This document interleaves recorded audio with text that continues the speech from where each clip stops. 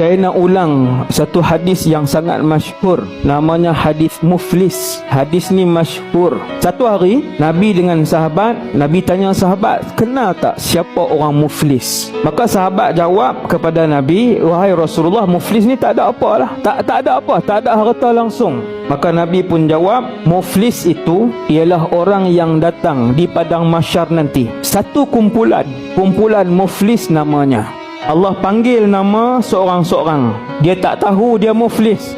Bila Allah panggil nama dia, dia datang ke depan. Lalu ditimbang amalan orang ni, Islam dia.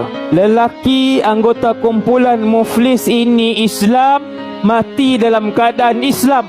Lalu dipanggil oleh Allah, Allah sendiri yang panggil, dia buka buku amalannya. Lalu dibentangkan solatnya. Yang pertama sekali, solat 5 waktu, lulus. Solatnya rajin, Qurannya banyak, sedekahnya banyak, zakatnya dibayar. Setelah dia melihat bongkah-bongkah gunung ganang pahala di depannya, yang sudah pun melayakkan dia untuk masuk dalam syurga, dah boleh masuk syurga.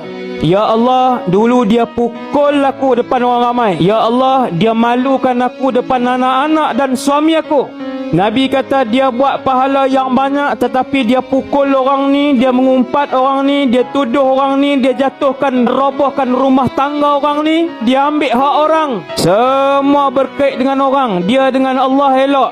Sebab terkait dengan orang lain, dengan hak orang, maruah orang, pahalanya dah banyak. Orang ni angkat tangan, diberikan pahala, diberikan pahala, diberikan pahala, diberikan pahala. Ketika mana habis pahala dan kebaikannya, lalu malaikat bertanya, wahai Allah, pahala dia yang bergunung ganang sejauh mata memandang tadi telah pun habis, tetapi masih ramai yang menuntut pahala daripada buku amalannya. Allah Ta'ala kata, ambil dosa mereka, letak dekat dia.